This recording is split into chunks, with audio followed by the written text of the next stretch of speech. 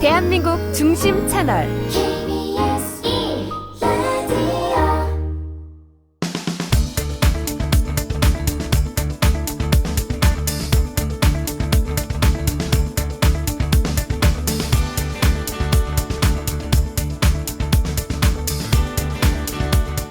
안녕하세요. 역사 스토리텔러 썬킴 인사드리겠습니다. 안녕하세요. 빅데이터 강자 전민기입니다. 안녕하세요. 강자의 강자 저는 우윤혜입니다. 세상의 모든 문제를 해결해드리기 위해 저희 거침없는 녀석들이 뭉쳤습니다. 어벤져스가 뭉쳤습니다. 거침없는 녀석들! 저희가 이제 세모단 무엇이냐 이 팟빵에 댓글이 올라와가지고 저희가 말씀을 드리면 뭡니까 세모단이? 소공동에 있는 환구단도 아니라 네. 세무단 본인이 하세요. 네. 세상 모든 문제 해결단의 줄임말입니다. 여러분들의 모든 문제를 저희가 조금이나마 풀어보고자 만든 이름입니다. 앞에 저희가 안녕하세요 했던 거 혹시 모르시는 분들을 위해서 전국 노래자랑 송혜 선생님의 약간 오마주를 해드린 거죠. 네. 그 정도로 오래오래 기억되는 프로그램이 되었으면 좋겠다. 아, 우리 환갑 칠순잔치까지 네. 계속 합시다 이거. 좋습니다. 얼마 안 남았네 그러고 보니까. 아, 네. 왜 이렇게 포부가 작아요? 100세까지는 해야지. 120세. 알겠습니다. 왜냐면 썬킴쌤 얼마 안 남았습니다. 그렇습니까? 뭐 얼마 안 5년, 남았어? 5년 후면 끝나기 때문에. 나같이 늙어가는 사람들이 알겠습니다. 일주일에 한 번이잖아요. 이게 네. 참 매일 하면 더 좋을 텐데 일주일에 한 번이다 보니까 더 손꼽아서 저는 기다리고 있거든요. 진짜예요? 이 봐봐 손꼽았잖아. 손을 꼽고 있네. 손 꼽고 있잖아. 두 분은 어떠세요? 이게 매일 만나면요. 네. 이게 당연하시 생각하는데 네. 일주일에 한 번씩 만나면은 기다리게 돼요. 기다리셨죠? 그럼요, 네. 우리 민기 씨도. 저도 일주일에 한 번 정도가 좋은 것 같아요. 그러나 제 네. 욕심은 이 시간대를 네. 메인으로 옮기는 또 메인이 몇 시입니까? 다음 목표를 갖고 한 있습니다. 6시쯤입니까? 금요일 저녁 6시. 몰라 나도. 금요일쯤에 6시를 하면은요. 아무도 안 들을 것 왜 같은데. 아무도 안 돼? 퇴근 시간이고 아. 또 6시는 내 고향에서 긴급 대책회의를 할걸요? 이것 때문에 아, 경쟁 네. 프로 때문에. 알겠습니다. 요즘 오미크론 확산세가 아주 너무 늘어나가지고 걱정인데 이런 가운데 또 하나의 우려스러운 문제가 있습니다. 바로 우리 사회와 우리 생활 속에 깊숙하게 자리 잡은 혐오와 집단 이기주의인데요. 오늘 우리 세무단 세상의 모든 문제 해결단이 나서서 이 문제를 풀어보고자 합니다. 이 문제가 좀 무거우면서도 조금 어려운 주제인 것 같긴 한데 전 주제가 아주 마음에 듭니다. 한 번쯤은 얘기해보고 싶었던 주제거든요. 이게 뭐 차별금지법 뭐 통과 문제를부터 시작을 해가지고 굉장히 민감한 이슈임에도 불구하고 선뜻 누구들이 얘기를 안 해요. 그러니까 차별금지법 같은 경우는 아마 OECD 국가 가운데서 우리나라만 지금 통과가 안 됐을 거예요. 차별금지법 한번 얘기해 주실 수 있나요? 차별금지법은 당연히 이거예요. 종교, 나이, 뭐 신체 조건 이런 것 때문에 이런 걸 바탕으로 차별하지 말자 이거예요.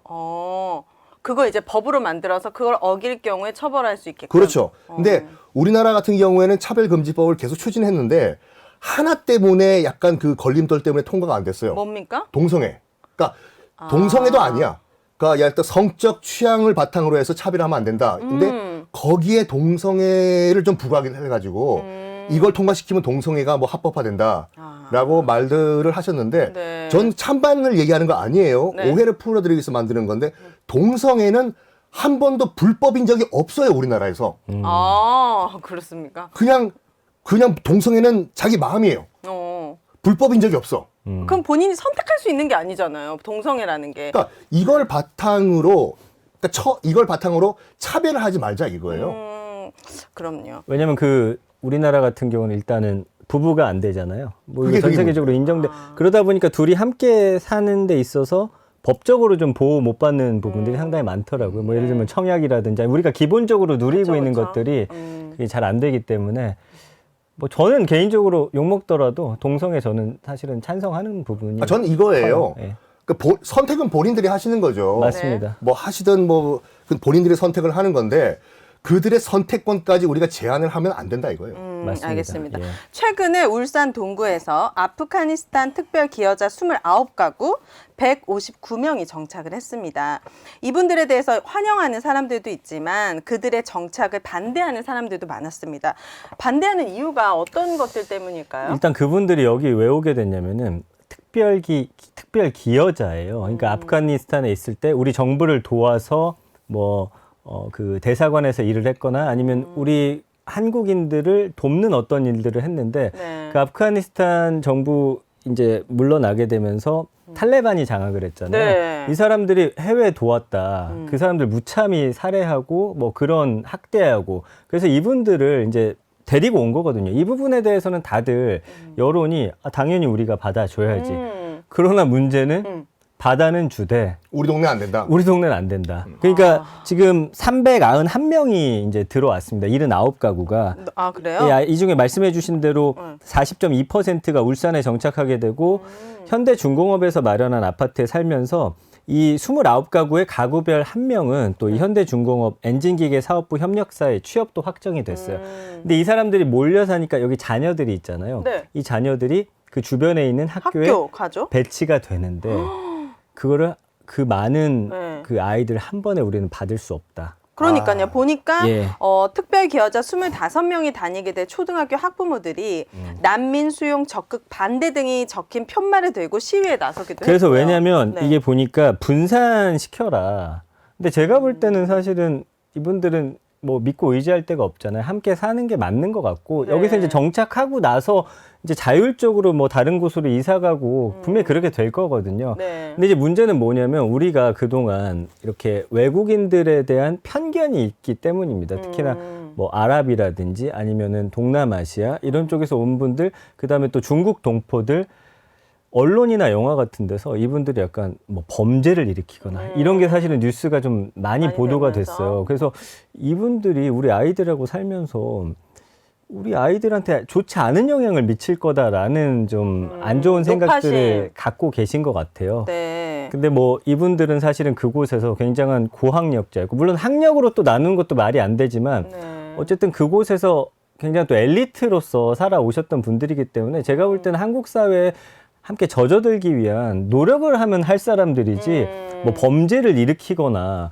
좀 그런 집단으로 지금 네. 치부되는 건 좀 옳지 이게 않다라는 그러니까 생각입니다. 집단 오해라고 하거든요. 집단 오해가 왜 일어나냐면 몰라서 그래요. 뭘 몰라서요? 잘 그들의 실체를 잘 몰랐을 때. 그냥 막연하게 싫은 거죠. 그러니까 잘 모르기 때문에 오해가 생기는 거예요. 네. 그 대표적인 예가 뭐냐면은 그러니까 지금 뭐 특정 지역은 제가 말씀 안 드리겠는데 모스크라고 해서 이슬람 사원들을 건설을 하려고 하고 있어요. 우리나라도 이슬람은 종교고 이슬람을 믿는 사람들은 이제 무슬림이라고 하는데 네. 무슬림의 수가 꽤 돼요. 그럼 그 사람들은 또 기도를 올리기 위해서 이제 모스크라는 그 성전이 필요한 건데 건립을 해야 되겠죠. 네. 우리 동네에 이슬람 사원이 웬 말이냐? 이슬람 그 무슬림들은 네. 다 테러리스트다라고 얘기를 해요. 주장을. 그 말은 뭐냐면 이슬람교란 거에 대해서 잘 모르기 때문에 집단 오해가 생긴 거예요. 옆집 또리 엄마가 이슬람교도들은 다 테러리스트래. 맞아 뉴스에서 내가 봤어. 테러리스트래. 그 성전이 우리 동네 들어오는데 안 되지. 이런 집단 오해가 생기는 건데 네. 제가 봤을 때는 이게 굉장히 우리나라 원래 안 그랬어요. 그래요? 기억 안 나요? 그 응답하라 1988 같은 경우에는 그냥 우르르 돌아다니면서 오늘은 제 또리네 집에 가서 저녁 먹고 내일은 철수네 집에 가서 먹고 그러니까 서울 분들은 모르실 거예요. 네. 부산 같은 경우에는 92년도까지 부산 수영만 해운대에 그 베트남 난민촌이 있었어요. 아 그래요? 그래요? 네. 그러니까 92년도까지 있었고 이제 그 이후에는 난 캐나다 가겠다, 미국 가겠다 해가지고 다 보내줬는데 굉장히 잘 어울리고 살았어요. 베트남 난민촌이 있어가지고. 그래요? 그때 이제 베트남 이제 패망한 다음에 이제 보트 피플들이 전 세계에 흩어졌지 않았습니까? 네. 그래서 인도적 차원에서 우리나라에서 받아줬어요. 그래서 해운대에서 난민촌을 만들어줬는데 말이 난민촌인지 그냥 동네예요.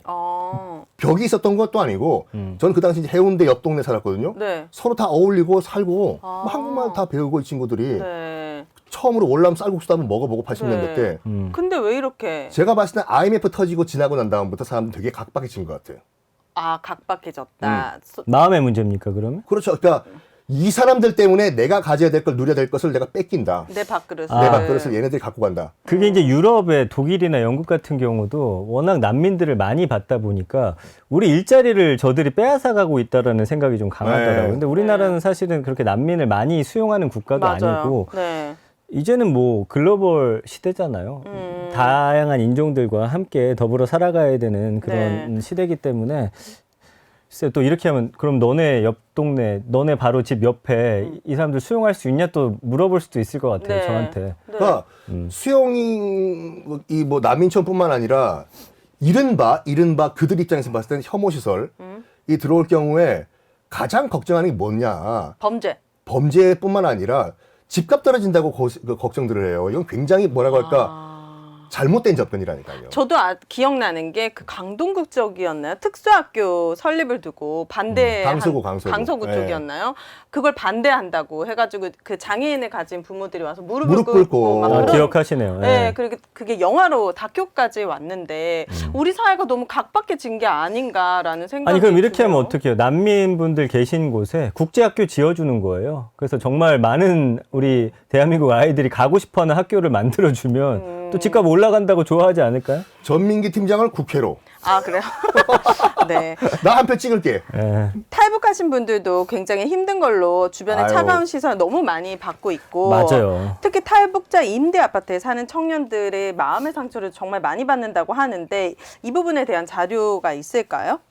그러니까 아마 북한으로 요즘에 그 뉴스 보면은 다시 왔다가 월북하는 그 내용이 최근에 굉장히 많았어요. 네. 3m 너무 뛰어가지고. 그렇죠. 근데 이 부분은 아마 썬킴 쌤이 이제 이만갑에 또 출연하고 계시기 때문에 아, 왜 그래요? 북한으로 돌아가는지에 대해서는 이만갑의 핵심 멤버죠, 제가. 네. 이만갑이 뭔지를 그분들이 약간 모르거든요, 저는. 여기 사회에 부적응했기 때문입니까? 아니면 뭐 이런 혐오라든지 이런 시선이 좀 힘들었기 때문일까요? 자, 일단 그 이만갑이 이제 만나러 갑니다라고 해서 이제 북한 탈북하신 분들과 함께 이제 북한에 대한 이야기를 하는 프로그램인데 네. 저는 이제 매주 만나요, 탈북자 여러분들을. 네. 다양한 탈북자. 오. 정말 배 타고 탈북한 분부터 시작해서 네. 황해도에서 이 뭐라고 할까 페트병 몇 개 어깨 끼고 8시간 동안 헤엄쳐서 탈북하신 분들 네. 또 이 압록강 넘어서 몽골 찍고 그 정말 한 5년 동안 쫄쫄 굶고 산속에서 숨었다가 온 가족이 5년을요? 5년 동안 산속에서 숨었다가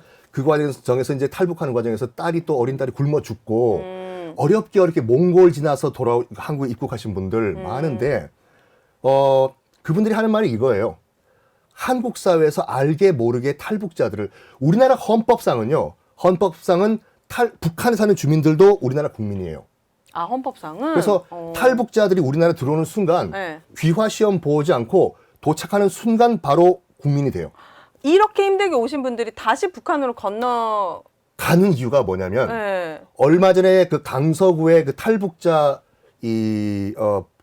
엄마랑 아들일 거예요. 엄마랑 아들이 모자가 모자가 네. 굶어 죽었어요. 아, 지금 21세기 2021년도 서울 한복판에서 네. 탈북 모자가 밥이 없어가지고 냉장고 열어보니까 고춧가루밖에 없어요. 아사하신 거예요? 아사한 거예요. 그 정도로 지원이라든지 그러니까 지원도 안 되고 네. 지원 방법도 모르고 일을 구하는 것도 너무 일을 구하는 것도 그렇고 그 월북하는 심리학이라는 책이 있어요. 네. 그 책이 뭐냐면 어렵게 그렇게 탈북을 하신 분들이 왜 다시 북한으로 돌아가려고 하냐. 네네네. 간단하게 이거라니까요. 2등 시민으로 본다 이거 우리를. 2등 시민. 2등 시민? 열등한 시민으로 아 욕하고 너희들 뭐 북한에서 온 애들 너희들 뭐냐고 또 어떤 한 예가 있었는데 그 탈북자인지는 모르고 열심히 일을 해서 한 회사의 재무팀장이 됐대요. 네. 돈 관리한 걸. 네. 그걸 나중에 사장이 안 거야. 탈북자는 걸요. 네. 이 탈북자 도둑 삐삐삐 네가 어떻게 돈 관리를 하냐고. 그래서 도저히 한국에서 살 수가 없어서 다시 우리나라를 떴다. 그 정도로 아직까지 우리 사회에는 차별이라든지 잠재적인 그런 어떻게 있죠. 범죄자로 이렇게 인식하는 잘못된 선입견이 근데 있는 이제 것 같아요. 좋은 분들 만나가지고 잘 정착하시는 분들이 있는 반면에 이렇게 또 주변에 누가 있느냐에 따라서 사실은 그 사람의 환경이 너무 바뀐다라는 건 좀 문제가 있는 것 같고요. 네. 이런 건 정말 너무나 심한 차별이고 심지어 이제 만날 때마다 뭐 예를 들면 저 개인적인 예로 들어볼게요. 뭐 이제 결혼을 안 했을 때 나이가 됐는데 너 왜 결혼 안 해? 결혼 안 해? 이것도 계속 들으면 스트레스잖아요. 그분들이 이제 북한에서 왔어. 이제 친근함으로 표시하는 건데 뭐 너 뭐 맨날 평양냉면 먹었지? 뭐 이런 식으로 계속 그 사람들을 북한에서 온 사람이기 때문에 그 반복적으로 하는 질문들도 사실은 그분들 좀 피곤할 수 있거든요. 그것도 네. 몰라서 하는 오해라니까요. 너 고깃국은 먹어봤니 북한에서? 아, 쌀밥은 먹어봤어? 네, 맨날 강냉이죽만 먹는 다음에 몰라서 하는 오해라니까 이게요. 그 두 분은 유학 생활을 하셨잖아요. 네. 미국에서 그것도. 아메리카. 아메리카. 이게 미국에서 유학 생활을 하시면서 아시아인으로서 이렇게 인종차별을 당해보신 경험이 있을까요? 팀장님 first.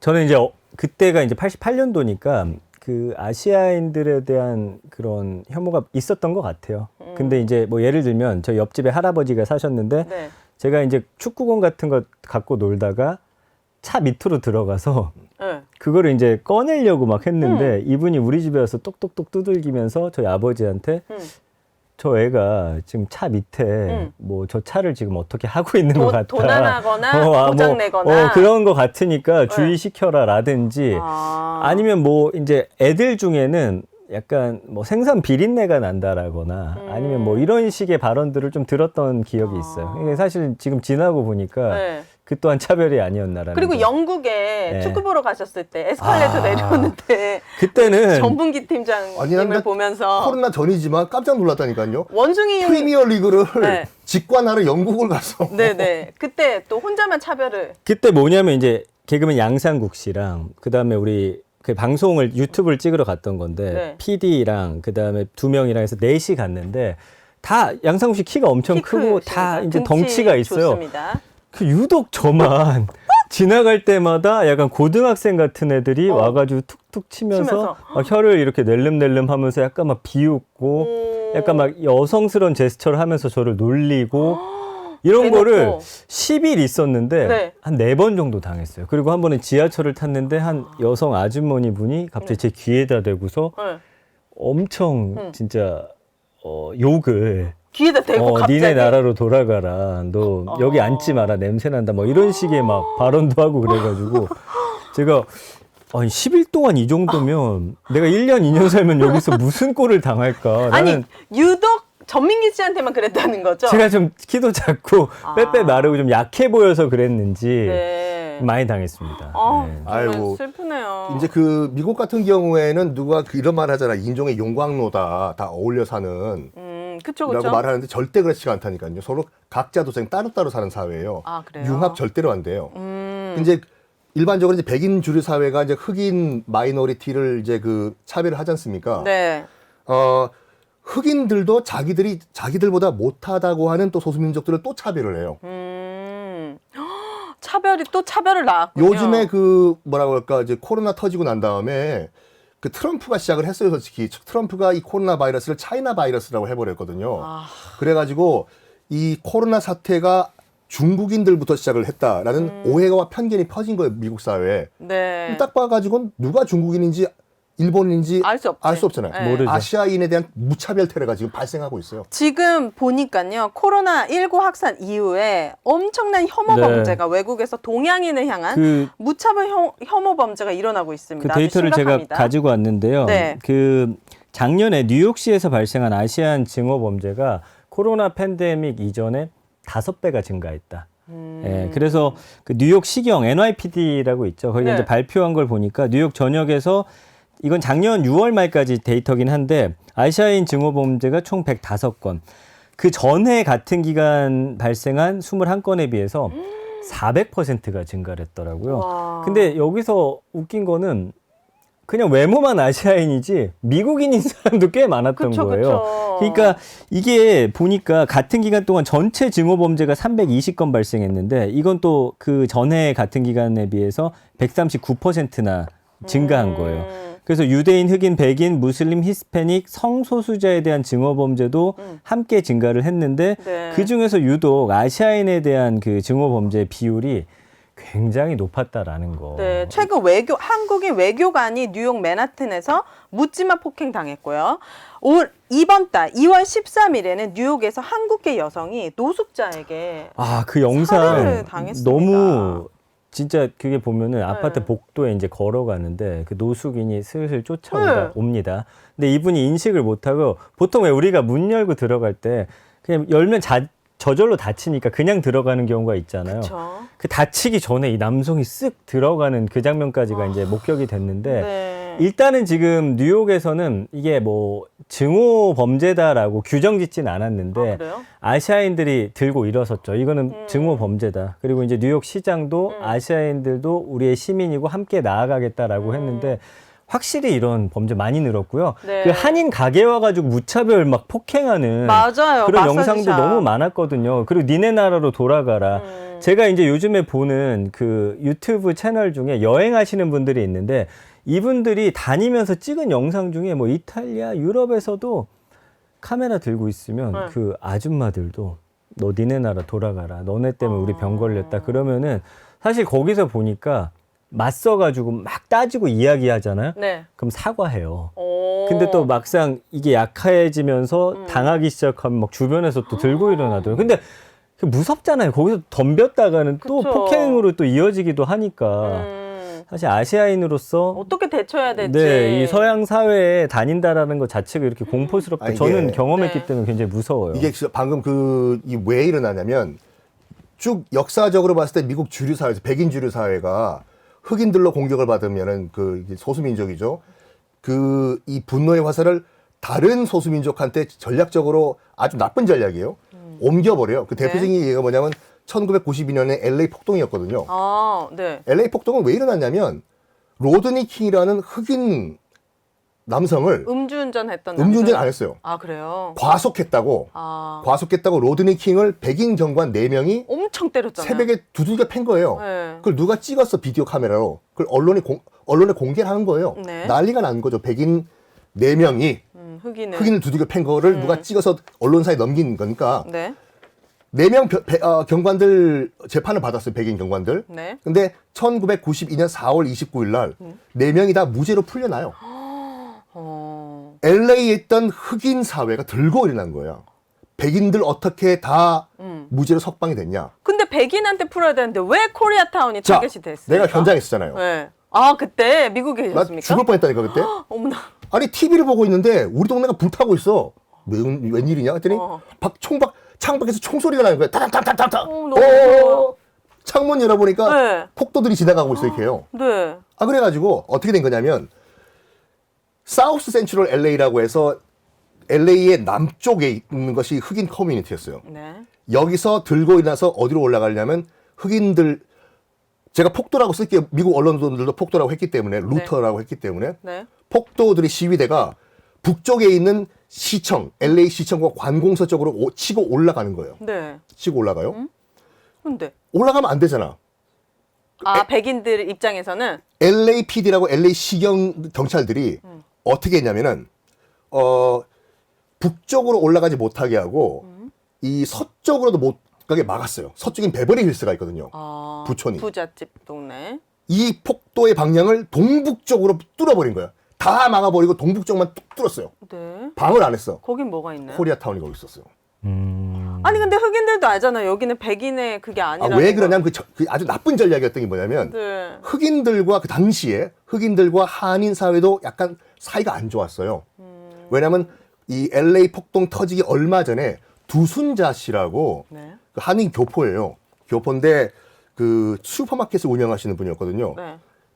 어찌어찌 하다가 시비가 붙은 열 몇 살짜리 흑인 소녀를 총으로 쏴 죽인 일이 있었어요.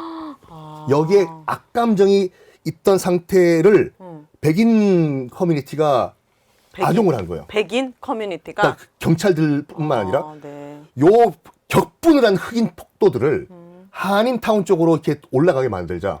그럼 분노의 화살이 백인 쪽으로 가는 게 아니라 한인타운으로 갈 것이다. 네. 한인타운 그때 미나리 봤잖아요, 영화요. 네. 60, 70년대 때 그 맨손으로 이민 가가지고 어렵게 맞아요. 슈퍼마켓 식당을 꾸리신 분들 그러니까 몇십 년 동안 그 홀서빙 하시고 힘든 일에서 피 겨우. 받아가지고 네. 평경 저축해가지고 식당 하나 마련된 거 다 음. 박살 다 불탔어요. 그 보상 같은 거는 없었나요? 보상이 어떻게 있어? 보험이 들었으면 보상이 받는 거고 저도 그 당시에 루프탑 코리안이라고 해가지고 네. 그 이제 교민들이 어차피 경찰들은 안 도와줘.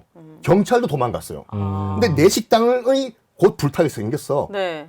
지켜야 될 거 아니에요. 그쵸. 그래서 미국은 총기 소유가 가능하니까 다 총기를 들고 자기 식당, 자기 슈퍼마켓 위로 올라가 가지고 쓴 거예요? 내전을 벌인 거예요. 아. 그게 루프탑 코리안이라고 하는데 저도 올라갔을 때. 아 진짜요? 뭘 지키려고 올라가신 거예요? 썬킴 교수님은? 저요? 네, 가게 안 아니요. 하셨잖아요. 저는 그때 유서까지 썼다니까요. 아 같은 한국인으로서 어차피 난 코리아타운에 있는데 난 못 빠져나가요. 그래서 죽을 바에는 나도 하나 뭐 어떻게 하고 죽자. 오 그러셨구나. 아, 그건 진짜 그러니까 지금 뭐 이야기는 이렇게 흥미롭게 듣지만 아니, 그 지금이야 당시 웃고 상황 이렇게 하지만 그때는 진짜 그땐 정말 죽는 줄 알았다니까. 네. 한국에 전화도 안 되지. 그러니까. 인터넷이 있던 것도 아니지. 와. 다 끊기고. 경찰도 주변 다 도망갔지. 예. 그러니까 루터들이라고 폭도들은 지금 흑인 폭도들은 와르르 올라오면서 다 불지르고 박살내고 올라오지. 네. 근데 이게 저는 그 생각이 드는 게 우리부터 사실은 편견이 바뀌어야 되는 게 우리나라에서도 왜 미군들이 사실은 범죄 일으키잖아요. 그리고 예를 들어서 우리 생각에 우리보다 못 사는 국가의 누군가가 범죄를 일으켰을 때 누구를 더 비난하는지를 잘 보시면 돼요. 그렇게 되면은 사실은 뭐 우리가 생각했을 때 못 사는 인종이나 국가의 사람들은 그 이후에 우리는 마음이 더 다칩니다. 그런 사람들 봤을 때 약간 범죄자 취급하면서. 근데 사실 우리는 백인들한테는 만나면 되게 친절하잖아요. 뭐 영어로 인사라도 한마디 더 건네려고 하고. 이게 참 그러니까 부부 사이에서도 왜 내가 존중받고 싶은 만큼 상대를 존중해 주라고 하는데 똑같은 것 같아요. 이거는 내가 어디 나가서 혐오받지 않기 위해서 상대를 존중해야 우리 또한 존중받을 수 있는 거기 때문에 물론 밖에서 우리를 혐오하는 거에 대한 비난도 뭐 물론 해야 되지만 우리 내부에 있는 우리부터, 문제도 좀 네. 먼저 바꿔나갈 필요가 있지 않나 생각이 듭니다. 외국인이라고 우리 갖고 있는 선편이 뭐냐면 외국인이라고 다 영어한다고 착각을 해요. 그것도 맞아요. 예. 전 세계 60억 인구 가운데 네. 6명에 1명이 중국인이에요. 네, 그렇네요. 그러니까 무슨 우리가 말하는 광고도 그렇고 뭐 영어를 왜 배우십니까? 하면 대부분 이 말을 한다니까요. 외국인 친구와 사귀고 싶어가지고 그렇네요. 굉장히 심각한 편견이에요. 외국인들은 다 백인이고 영어 한다라고 착각을 하고 있는 근데 거예요. 국제 언어를 영어로 채택을 했잖아요. 그러니까 이제 영어를 못하는 외국인이 상당히 많아요. 우리가 주변에서 접하는 사람들이 이제 영미권 외국인들, 백인들이 많다고 보니까 착각을 하는 거예요. 그 미국 같은 경우에는 혐오 범죄 같은 경우에 가중 처벌되는 미국 법이 있지 않습니까? 그게 1964년도에 통과한 그 민권법이라고 있는데 그 1863년도에 링컨이 노예 해방 선언을 했잖아요. 네. 그런 다음부터 100년 동안 미국은 합법적으로 흑백 차별이 아니라 뭐가 있냐면 분리 정책을 펼쳤어요. 그러니까 우리는 차별하지 않습니다. 단지 백인이 타는 버스, 흑인이 타는 버스, 그게 뭐야? 백인이 타는 백인이 쓰는 화장실, 흑인이 쓰는 화장실 네. 따로 우린 분리를 합니다. 했거든요. 네. 그래서 1955년도에 로사 파크스라는 흑인 할머니가 있었어요. 그 당시 할머니가 아니죠. 어떤 일이 있었냐면은 버스를 탔는데 네. 당시 법이 뭐냐면 백인이 타면은 자리를 비켜서 양보를 해야 되는 법이 있어요. 흑인은 네. 안 비켰어요. 난 다리가 아프다. 왜 백인이 탔다고 내가 일어서냐? 했더니 백인 운전기사가 버스를 세운 거예요. 네. 저 뒤에 있는 흑인 아주머니 일어나라고 지금 백인이 왔는데 왜 안 일어나냐? 네. 끝까지 안 일어났어. 그래서 경찰 신고한 거예요. 그 백인 드라이버가. 네. 지금 흑인이 반발하고 있다. 안 일어나고 일어난다고. 있다. 잡혀갔어요. 네. 그래서 그 소식을 들은 흑인들이 안 되겠다. 1년 동안 투쟁을 벌여가지고 결국에는 그 법이 바뀌었고 1964년도에 미 헌법에 종교, 인종 등등등으로 차별을 하면은 처벌을 한다라는 것이 이제 딱 명문화가 돼버렸어요.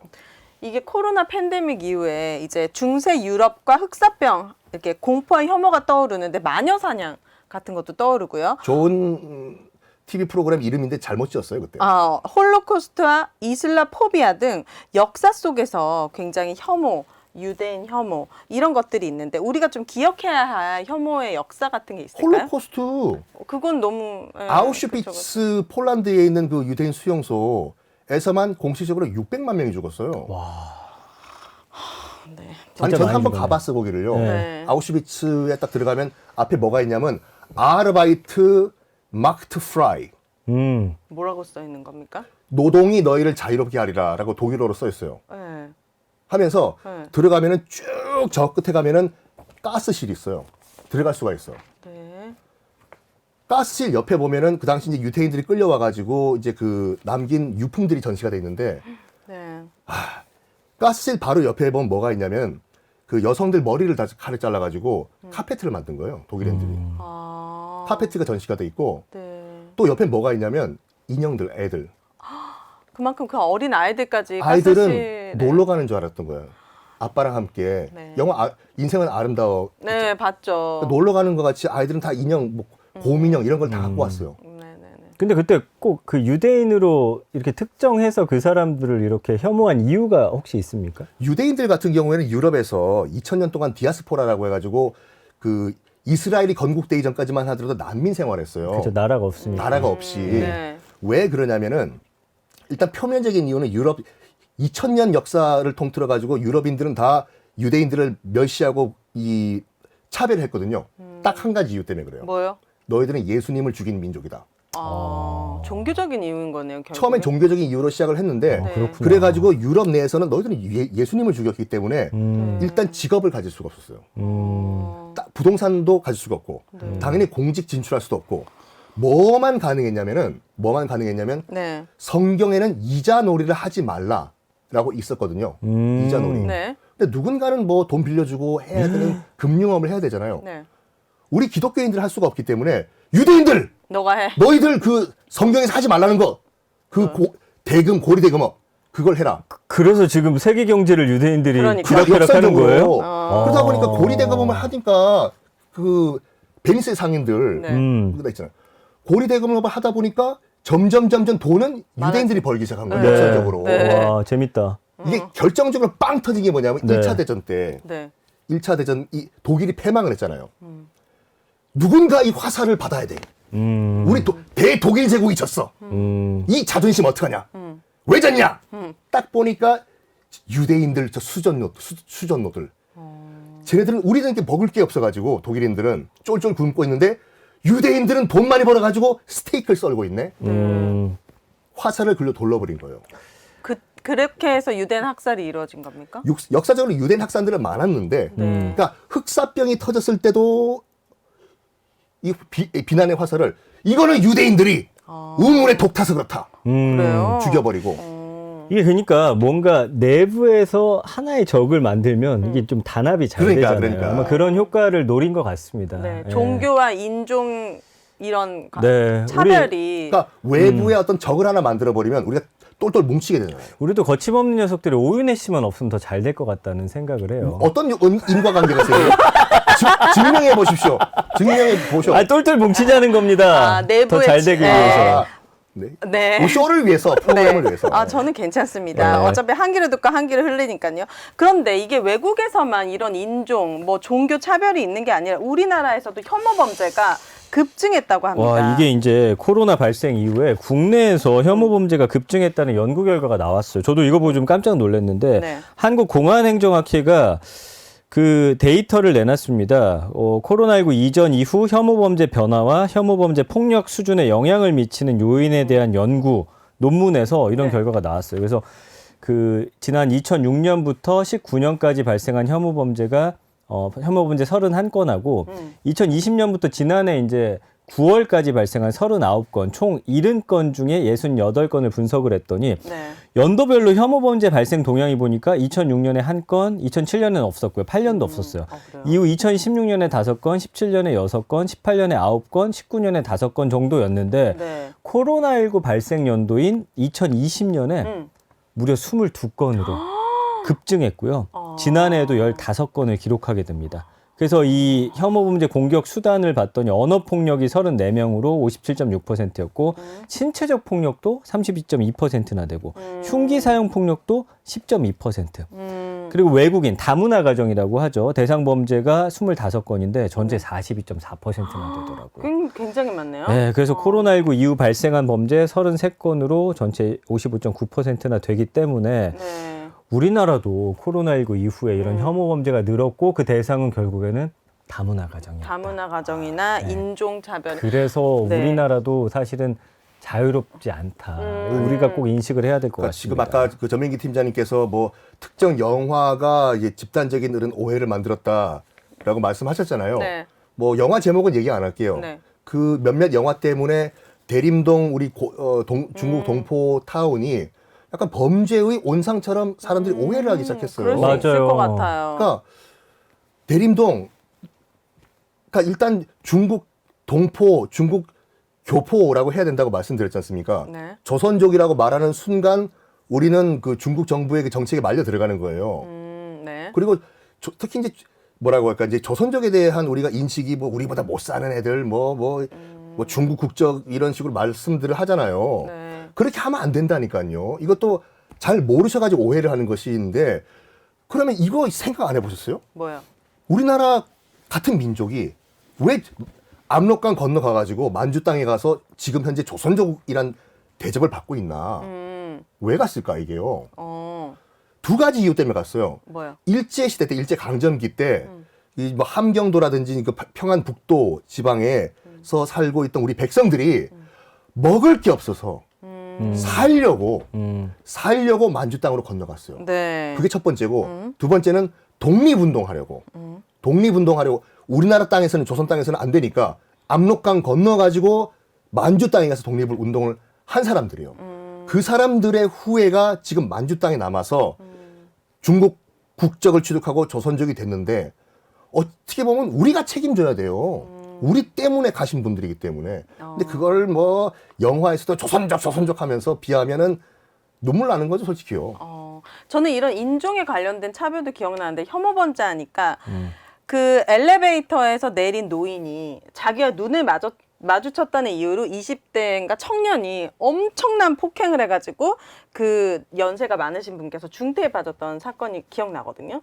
이것처럼 우리 사회의 장애인, 노인, 어떻게 보면 이런 다문화 가정이라든지 인종 이런 사회적 약자들을 어떻게 보면 혐오 범죄의 타겟팅이 되는 거잖아요. 그러니까 이런 차별금지법 빨리 통과시켜야 된다니까요. 그러니까 이런 이유로 차별하는 거, 또 혐오하는 거, 이거 처벌이 제대로 이루어져야 될 것 같은데 차별금지법. 그러니까 차별금지법이 통과돼야지 장애인도 장애인이라는 이유 때문에 차별받는 거가 이제 자유롭게 되고 하는데 네.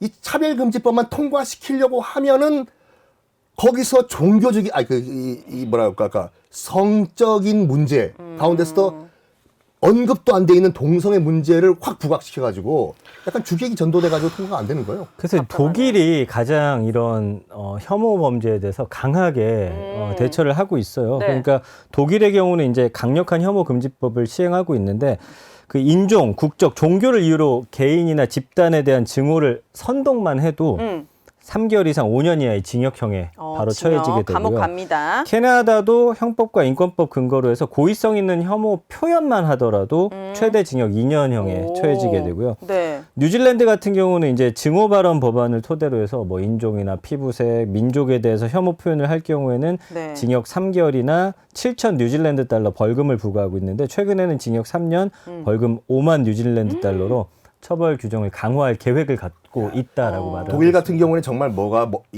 강력하냐면 나치 독일에 대해서 조금이라도 옹호하는 발언을 하죠. 네. 정당 바로 해산이에요. 강력하군요. 그리고 나치 독일에 대한 나치 독일과 관련된 전범들 있잖아요. 히틀러를 따랐던 전범들은 공소시효가 없어요. 얼마 전에도 나이 100살이 된 노인이 봤어요. 잡혔어요. 네. 이런 것들은 정말 우리나라도 그렇고 일본도 그렇고 좀 본받아가지고 했으면 좋겠습니다. 일본 말 잘했어 진짜. 네. 폴란드 같은 경우에는 그 아우슈비츠가 많은 분들이 독일에 있는 걸로 알고 계신데 수용소가 아우슈비츠는 폴란드에 있어요. 그러니까 폴란드도 굉장히 그 피해를 많이 본 국가거든요. 네. 폴란드 같은 경우에는 나치 독일을 찬양하는 발언뿐만 아니라 지금 라디오기 때문에 잘 그 표현을 못 하는데 히틀러식 인사 있잖아요. 한 손 이렇게 올리는 거. 네. 그것만 해도 징역 2년이에요. 그렇군요. 자, 그러면 이제 집단 이기주의에 대해서 좀 알아보려고 합니다. 흔히 우리가 님비 현상이라고 하는데 님비 현상이 무엇이고 대표적으로 어떤 게 있는지 간략하게 어떤 분이 설명해 주실까요? 그 뭐 Not in my backyard잖아요. 내 뒷마당엔 안 된다. 역시 유학파 맞네. 발음이 좋으세요. 아니 그런 건 아닌데. 네. 그러니까 본인들이 생각했을 때 아까 말씀해 주신 대로 우리 주변에 이 시설이 생겼을 경우 뭐 집값이 떨어진다거나 우리나라는 사실 집값 문제가 가장 좀 심한 것 같아요. 그래서 그거? 예를 들어서 뭐 장애인 수용 시설이라든지 아니면 그런 학교라든지 폐기물, 폐기물이라든지 아니면 뭐 쓰레기 처리장 뭐 등등등 교도소, 해가지고 네. 그런 거는 이제 생기는 건 맞는데 내 주변은 절대 안 돼. 근데 솔직히 말씀드리면 저도 여기서 이야기를 하지만 예를 들어서 우리 아파트 바로 옆에 쓰레기 처리 시설이 들어온다? 하수 처리장이 들어온다? 반대할 것 같아. 너무 죄송한데. 그러니까 그 인식을 좀 집값 때문에요? 집값이 아마 좀 가장 큰 문제가 아닌가. 그래요? 예, 이게 좀 솔직하게 말씀드리는 거예요. 근데 네네네. 이 인식을 저부터 좀 바꿔 나가야겠다라는 좀 생각이 있거든요. 예. 선킴님은 어떠세요? 저는 예를 들어서 추모 공원이나 장애인 학교 이런 거는 저는 오히려 환영하는데 교도소라든지 그쵸. 말씀하신 이제 폐기물 처리 같은 경우는 이제 아이를 키우는 입장에서 약간 조금 걱정이 될 것 같긴 합니다. 뭐 교도소 사람과 관련된 거는 오케이예요. 나도 그 입장이 될 수가 있거든. 그러니까 솔직히 농담이 아니라 네. 잠재적 범죄자라고 봐야 될까요? 모두 다 잠재적 범죄. 누구나 다. 누구나 다. 네네. 내가 그 입장이 될 수도 있고 네. 나도 늙을 거고 나도 죽을 거 아니에요. 출소하자마자 집이 바로 앞이면 좀 덜 외로울 수도 집에 있으니까. 집에 바로 두부를 집에 가서 먹고 와. 네네네. 그러면 이런 것들에 대해서 이런 거는 전혀 개의치 문제가 않는다. 아닌데 네. 뭐 예를 들어서 뭐 쓰레기 처리장 같은 경우에는 전 집값은 신경 안 써요. 네. 냄새 때문에. 어떤 후각적인 부분. 제가 때문에. 대전에 살 때 아파트 살았는데 거기 가는데 하수 처리장이 있었어요, 실제로. 그러면은 여름 되면은 창문 열어놓으면 네. 실제로 그 냄새가 네. 많이 났어요. 그러면 저 같은 경우에는 이런 폐기물 처리라든지 이런 어떤 사람들이 기피하는 시설이 들어온 상황이 나면 그 주민들에게 충분한 베네핏을 주는 바로 게 어떨까. 그거예요. 아까 국제학교 필요- 얘기했잖아요. 그래서 뭐 좋은 필요해요. 학교라든지 시설들을 통해서 뭐 세금 혜택이든 뭐든. 맞아요. 예. 그걸 좀 만회시켜 줘야지. 네. 그렇지 않고서는 그거 좀 수용하기 쉽지 않을 것 같아요. 요게 이제 님비 현상이 있고 반대 현상이 또 있어요. 네.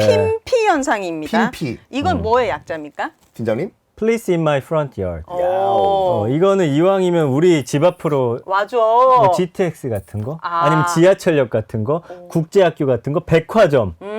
요즘에 뭐 그다음에 이제 뭐 큰 마트 같은 거. 그렇죠. 이런 것들은 네. 핀피. 아이고 그 이제 지하철역 얘기 나온 김에 제가 한번 사기를 당할 뻔했어요. 뭘요? 뭐 아파트를 이사 가려고 하는데 네. 광고가 뭐 역세권이라고 하면서 오. 그 지하철역에서 5분이래요. 네. 야 이거 완전 역세권인데 이 가격이야. 네. 딱 자세히 보니까 네. 지하철 타고 5분이야. 지하철 타고. 작은 글씨로. 저도 처음 신혼집 구할 때 역세권이라고 해가지고 부동산 말만 듣고 했는데 걸어서 20분, 차로 5분 거리. 그거 괜찮네. 그래요? 걸어서 20분 다리 아파 죽는 줄 근데 알았는데. 되게 웃긴 거는 집집마다 차가 있어서 네. 안 타시는 분들도 왜 그렇게 역세권을 선호하는지. 그럼 집값 때문이겠죠. 맞아요, 결국. 바로 그겁니다. 역세권은 웬만해서 안 떨어져요, 솔직히. 맞습니다. 예. 자, GTX 건설, 이제 전민기 님이 말씀하신 대로 GTX 건설을 두고 벌어지는 현상이 이해가 되는 듯 하면서도 안 되는데요. 왜 이런 일이 벌어지는 겁니까?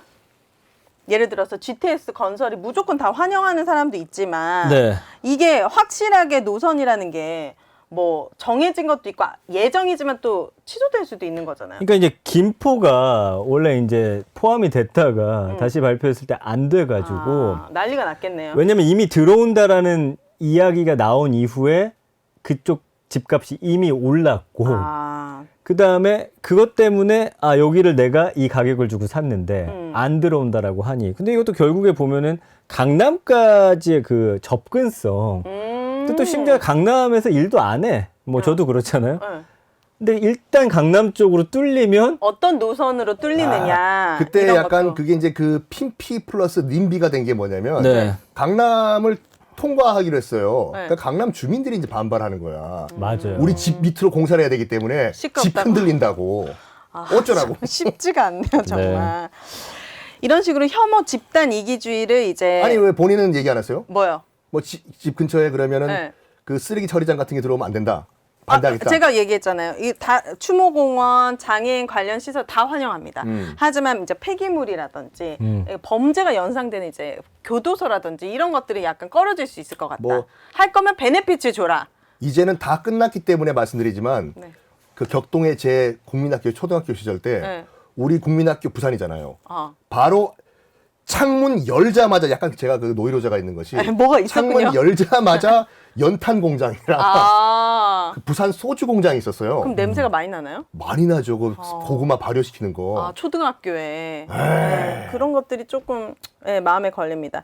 자, 전민기 팀장님, 이 네. 혐오 집단 이기주의를 빅데이터로 분석했을 때 네. 가장 많은 연관 검색어가 뭐가 있나요? 제가 봤더니요. 인종차별 있고요. 인종차별. 의외로 성소수자에 대한 혐오도 굉장히 높았고 정말요? 여성 혐오가 아, 이제 요즘에 너무 젠더 갈등이 많다 보니까 네. 그다음에 이제 페미니즘 자체를 또 혐오하는 이게 결국 남녀 갈등 속에 이렇게 벌어진 것들인데 네. 우리 사회는 보니까 이렇게 한 3가지 정도 인종차별, 성소수자 그리고 남녀 특히 그 중에서도 여성 혐오에 대한 언급이 가장 높았습니다. 여성 혐오요? 예, 이거는 이제 그 커뮤니티를 중심으로 한 사실은 좀 극단적인 남녀 혐오 세력들의 갈등 속에서 이게 이제 표출이 되다 보니까 네. 그 이후에 사실은 언론 통해서 이런 또 남녀 혐오 범죄 같은 것들도 상당히 많이 다뤘거든요. 그러면서 좀 더 자리를 잡지 않았나라는 생각이 들고요. 네. 감성어 자체도 부정적인 생각을 갖고 있는 퍼센티지가 85% 굉장히 높죠. 이 중심에도 여성 혐오라고 되어 있어서 일단 우리 사회는 남녀 근데 저는 모르겠어요. 주변에서 이렇게 여성을 혐오하는 사람들 많이 보질 못했는데 네. 유독 그걸 또 부각시키다 보니까 그게 이제 사회 전면에 좀 이렇게 드러났구나. 드러나게 되는 그러나 이제 일단은 남녀 혐오 없어져야 될 것 같고 그다음에 당연하죠. 인종차별 그리고 성소수자에 대한 혐오가 가장 좀 높게 드러나고 있다. 이렇게 저기 말씀드릴 뭐 수 이거 있겠습니다. 이 방송 듣고 계시는 분들 보시는 분들 네. 그러니까 이거 우리부터 바꿔야 돼요. 우리가 참 뭡니까? 없어 보이는 거라니까. 뭐요? 얼굴 하얗고 머리 금발이면은 어머머 외국인이다. 나 안 그러는데? 이런데 네. 얼굴 약간 시커멓고 약간 동남아인 같이 보이면 네네. 뭐 약간 예전에 블랑카 같이 나오는 거예요. 네. 굉장히 그 없어 보여. 그러면 안 돼요. 그 제 친구 중에 종로에서 엄청 큰 떡집을 하는 친구가 있는데 외모가 약간 그 동남아인처럼 생겼어요. 제 친구 중에 제일 부자거든요. 백반집에 가잖아요. 네. 그러면 일단 그 아주머니들이 반말로 시작합니다. 그래요? 아유 고생이 많지 어떻게 우리나라까지 왔어 하면서 꼭 밥 한 공기를 더 준다는 거예요. 그래서 얘가 먹는 걸 좋아해서 한동안 말 안 하고 그냥 주는 대로 먹다가 하도 이게 반복이 되니까 어머님 저 한국 사람이에요 했을 때 이제 놀랐다는 거죠. 근데 사실 저는 그것도 더 챙겨주는 거긴 하지만 그 사람이 또 다른, 느끼는 그런 어떤 감정은 또 굉장히 다른 좋지 않을 것 차별처럼 같아요. 느껴질 수 있을 다른 것 같아요. 얘기지만 네. 한국에 오는 외국인들 네. 한국에 왔으면 한국말 해야 되지. 우리가 왜 한국 땅에서 영어를 해야 돼? 전윤성 씨가 그렇게 하잖아요. 한국에서 누가 영어로 묻죠. 네. 한국말로 조금이라도 얘기하기 전까지는 절대 안 도와준다고. 야 한국에 왔으면 야 한국말해 야. 그분은 영어를 잘 하시나요? 전윤성 씨, 전윤성 씨요? 네. 지금 인도에 살고 계세요. 그래요? 저는 개인적으로 이 혐오와 집단 이기주의의 인종차별이나 뭐 여성 혐오 여러 개 있지만 종교차별이 있지만 전 개인적으로 장애인 인권에 대해 좀 관심이 많거든요. 주말이나 이렇게 좀 여가 시간에 아파트 앞을 산책하다 보면요. 반려동물 많이 키우잖아요. 반려동물도 다 유모차에 있습니다. 그런데 장애인들은 사실 볼 수가 없어요. 아이 반 동물 반이야. 과연 장애인들의 인권이 이런 반려동물보다 더 낮은 건 아닐까라는 생각을 해봅니다. 왜냐면 일상생활에서 보기가 너무 힘드니까요. 그런 맥락에서 이제 시그니처 코너로 넘어가 볼 텐데요. 전화 연결 코너로 넘어갈 텐데 오늘은 제가 먼저 해볼게요. 그래요? 그 차별이라고 하면 제일 조선인 차별. 일본인들이 우리 조선인, 한국인들 뭐 이른바 뭐 조센 삐이라고 욕들을 많이 하잖아요. 네. 일본에서 살고 있는 조선인들, 한국인들. 예전에 오사카에 갔는데 뭐 한국인이라고 고추냉이 왕창 초밥을 넣어서 그래요? 먹였어요? 먹였다는 일도 있었고. 네. 지난 시간에 의해서 국제 통합이 많이 나오네요. 알겠습니다. 잘 버시니까. 누가? 그러니까 지금 일본에 20년째 살고 있는 한국인입니까? 한국인이고 거기 국책연구원 그 외국 노동자예요. 전화 한번 해볼게요. 일본에서 이제 차별 당한 적이 있는지. 여보세요? 아이 모시모시. 하이 모시모시. 본인 소개 좀 부탁드릴게요. 일본에서 뭐 하시고 계세요? 아, 네, 저는 일본에서 IT 기업에 다니고 있는 이재민이라고 합니다. 일본 이름은 없어요? 네, 일본 이름은 없습니다. 그러면 그냥 재민상 그래요? 네, 보통 이상이라고 하죠. 아, 리상. 핸드폰 좀 바꾸시고요. 여보세요? 네, 네. 네네. 아, 네. 감이 좀 먼데. 지금 일본에 살고 계신 지 몇 년 되셨나요? 저는 19년 됐어요. 20년 되셨네. 우와. 그럼 네, 네. 일본에서 박사학위 받으시고 일본 연구소에서 근무하시고 계시잖아요. 네, 네. 도쿄에 사시죠? 예, 지금 도쿄에 살고 있습니다. 자, 그러면 일본인들이 이제 한국인들을 차별하는 게 눈에 띄게 차별을 하는 경우가 있나요, 요즘도요? 눈에 띄게는 아닌데, 눈에 띄게 보수적인 사람들은 그렇게 차별을 하고요. 보수적이지 않지만 아무래도 또 섬나라다 보니까 외국인에 대한 그런 차별을 하는 게 은근히 있죠. 근데 우리가 보통 말하면 네. 제일 조선인 이제 조총련이라고 하잖아요. 아, 네. 제일동포, 네. 제일동포. 네. 그러니까 지금은 모르겠지만 예전에 그 관련 영화도 많았고 조총련이라든지 우리 뭐 민단에 관련된 그 조선인들에 대한 차별이 그렇게 심했나요? 그러면 눈에 띄게? 그럼요. 엄청나게 심했죠. 그래서 그 제일동포 분들 중에서 보통 아, 이제 일본에선 취직이 잘안 되기 제일동포라고 때문에 하나요? 조총련은? 네, 제일동포죠. 예. 자, 조총련이건 뭐건 다 이제 동포죠. 저희 동포라고 하죠. 예. 네네. 그 눈에 띄게 그런 차별이 있었다.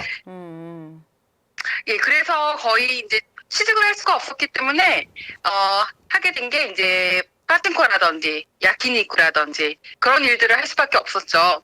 그래서 굉장히 고생하신 분들이 많아요.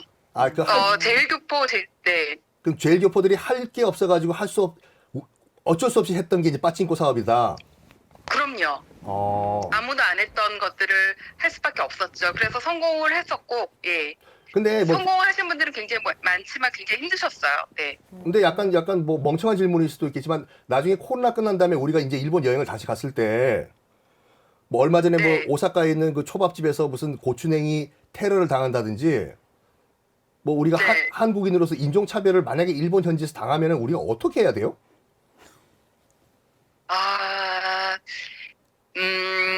사실은 네.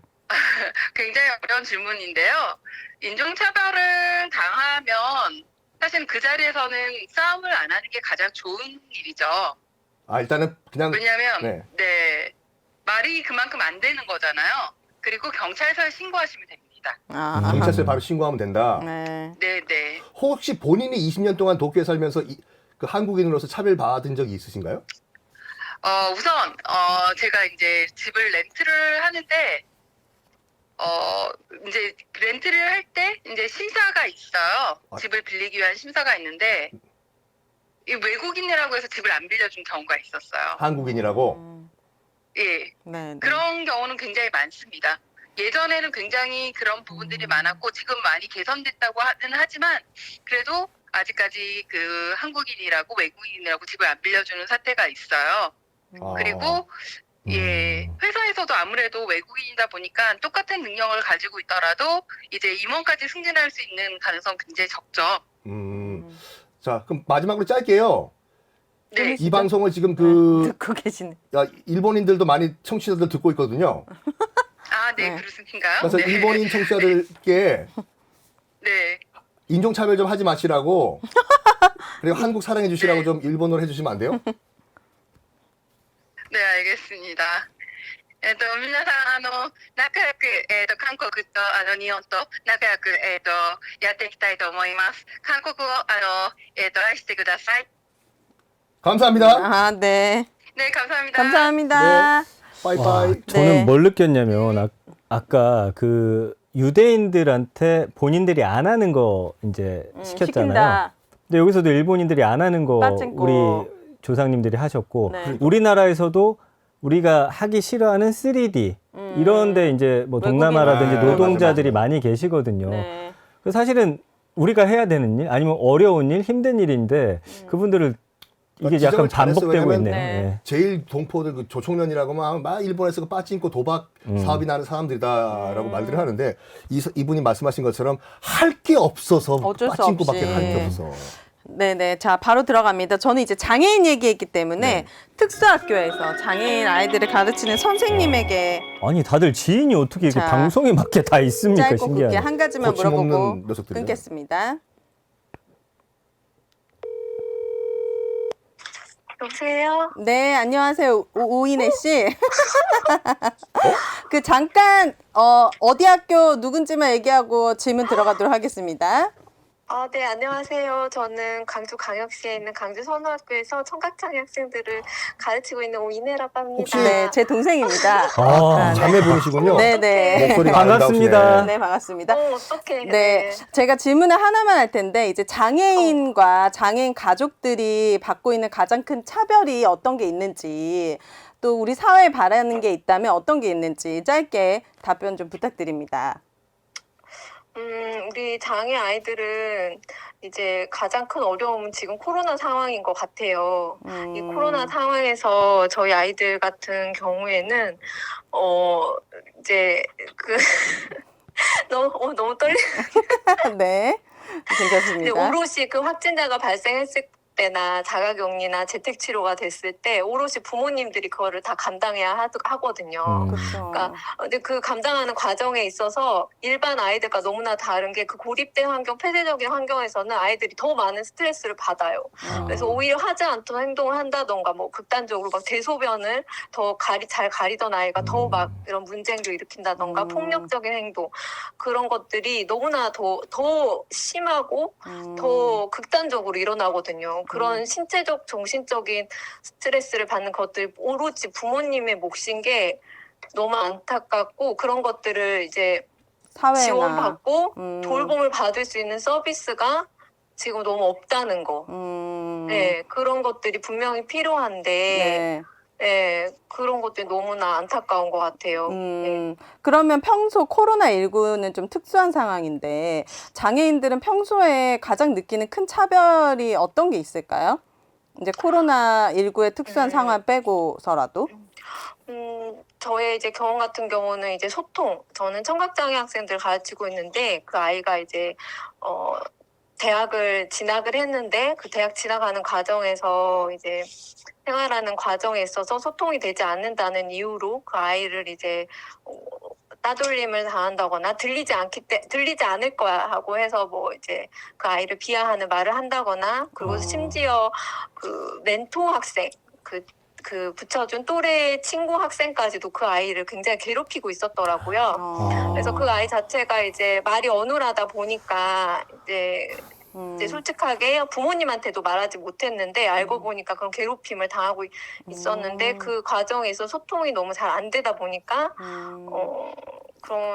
그래서 대학을 이제 진학을 그만두게 되고 대학 생활을 그만두게 되는 결과까지 나왔는데 그렇네요. 그런 지원체가 전혀 없었던 거죠.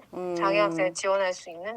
알겠습니다. 좋은 말씀 감사하고 나중에 장애인 관련 특집에 또 한번 연결해 보도록 하겠습니다. 감사합니다. 네, 너무 감사합니다. 새해 복 많이 받으세요. 네, 새해 복 많이 새해 복 많이 받으세요. 네. 야, 진짜 동생분도 훌륭한 일 하고 계시네요. 아니, 아버님도 네. 훌륭하시고 동생분도 훌륭하시고 오윤혜 제가 제일 훌륭합니다. 훌륭해요. 네. 저도 짧게 네. 이제 아시아네이시기 때문에 이분 이제 미국에서 유학 생활을 할 때 오래 했죠. 뭐 아시는 분일 건데 유학생활 시 아시아인으로서 받았던 어떤 차별 그런 게 다 있군요. 유학 안 괜히 유학파가 같은 소리가 아닌데 저건? 여보세요? 네, 반갑습니다. 이용주 씨. 네? 네. 네, 거침없는 녀석들이고요. 저희가 오늘 혐오에 대해서 이야기를 하고 있는데 네. 네네. 미국에서 이제 대학교 나오셨잖아요. 예, 그랬죠. 그 미국 사회에서 지금 코로나 이전에도 아시안 헤이트, 그러니까 아시아인을 좀 혐오하는 그런 문화가 좀 있었습니까? 혹시 당해본 적이나 아니면 본 적이나? 사실은 코로나 이전이라기보다는 이 K-한류 이전 세대거든요, 제가. 네. 네, 그래서 그 당시에 이제 미국에서 생활을 2000년대에 제가 했었는데, 그때는 아시안들이 살기에는 진짜 너무 힘들었죠. 그래요. 사람 취급도 못 받았어요. 그 정도예요? 네. 네. 그러니까 사실은 이 차별이라는 게 뭐 대단하게 뭐 아유 저 사람 아시안이다 차별해야지 이게 아니라 그 은근하게 하는 게 있어요. 맞아. 예를 들자면 뭐 매장 같은 데 가서 내가 내 돈 주고 뭐 사는데 눈치를 봐야 된다든가. 아니면은 뭐 대학교 다니는데 뭐 조별 과제를 할 때는 나랑 같이 팀을 하던 친구들이 이 수업 끝나고 나서 뭐 놀러 갈 땐 날 빼놓고 간다든가. 왕따. 이런 것들이 있잖아요. 이게 뭐 굉장히 크게 있는 차별이 아니라 은근하게 하는 거 있죠. 그게 더 크게 느껴지는데요, 일상생활에서. 네, 그게 진짜 좀 데미지가 큽니다. 그렇군요. 그러면 이제 그 혐오를 당하던 입장에서 그런 사람들 보면 어떤 생각이 들었어요? 좀 뭐랄까 못 배웠다라는 생각이 들죠. 오히려. 네, 그러니까 사실은 이게 미국 같은 경우에는 그 대학교인데도 교양 수업으로 무조건 그 race and ethnicity라고 해서 그 인종과 뭐 문화에 대해서 꼭 배워야 돼요. 네. 그걸 배우지 않으면 졸업을 못하는 시스템이 있는데 그럼에도 불구하고 또 맞지만은 사실은 그 수업을 제가 들었는데 거기에 아시안에 대한 내용은 크게 없어요. 그래요? 네, 그 대부분 보면은 이제 흑인과 백인의 갈등 그런 거를 굉장히 중점적으로 한 90%를 가르치고 뒤에 조금 뭐 이제 아시안들은 어떻게 우리 뭐 미국에 오게 된다 뭐 이런 거 조금 가르쳐요. 그 커리큘럼부터 바뀌어야겠네요. 네, 그래가지고 그거를 보면서 아니 우리는 사람 취급도 안 하는 건가 뭐 이런 생각을 좀 많이 했죠. 그렇군요. 근데 사실은 우리 사회 안에서도 다른 인종에 대한 좀 차별이나 혐오가 좀 존재를 하거든요. 이걸 어떻게 당해본 입장에서 어떻게 하면 좀 없앨 수 있을지에 대한 좀 고민을 해보셨나요? 사실은 그게 교육해야 된다고 봐요. 맞습니다. 사실은 교육부터 굉장히 좀 바뀌어야 되는 게 우리 뭐 한민족이라 그러잖아요. 무슨 한민족이야. 우리 그냥 침략당한 게 거의 1000번이 넘을 텐데 어떻게 한민족이 될 수가 있어요. 그래서 근데 우리가 고등학교까지 다니다 보면 사실 이런 거에 대해서 전혀 안 배우잖아요. 그러니까 그런 걸 좀 많이 가르쳐야 되지 않나. 자연스러운 교육 그리고 우리 아이들 교실 안에 또 다양한 인종들이 또 함께 있는 것도 괜찮겠다는 생각이 듭니다. 그리고 사실은 저는 한국인을 조금 다시 정의해야 된다고 봐요. 말하자면은 약간 좀 한국인은 무엇인가에 대해서 좀 많이 생각을 해야 돼요. 그러니까 굳이 우리가 같은 뭐 얼굴 모양을 가지고 있고 같은 머리 색깔을 가지고 있다고 해서 이게 한민족이다 이건 아니고 한국을 지탱하고 있는 이 정신은 무엇인가? 그렇다면 그 정신을 공유한 사람들은 한국인이라고 봐도 되지 않겠는가? 이런 생각을 좀 합니다. 네, 고맙습니다. 오늘 저 평소와 다르게 굉장히 똑똑한 말씀 많이 해주셔서 고맙습니다. 일단 연락 드릴게요. 감사합니다. 네, 교육이 필요하다라는 말에 너무 공감하고 우리가 저출산 시대에 정말 다양한 인종들, 다양한 민족들이 우리 아이들과 함께 교실에서 공부하고 교육받고 생활하면 그것부터 출발이 아닐까라는 생각을 해봅니다. 그 안에서 자연스럽게 배우는 게 가장 좋겠다라는 생각이 드네요. 맞습니다. 자, 너무 우리가 사회에서 혐오가 일상화되었다는 거 우리 조금 더 체감하면서 우리부터 반성하고 나아갔으면 좋겠고요. 오늘도 함께해 주신 여러분 너무너무 감사드리고 매주 일요일 밤 11시 5분에 KBS 1라디오와 유튜브에 동시 방영된다는 점 기억해 주시기 바라면서요. 저희는 물러가도록 하겠습니다. 세상의 모든 문제가 해결되는 그날까지 거침없는 녀석들 세무단 파이팅!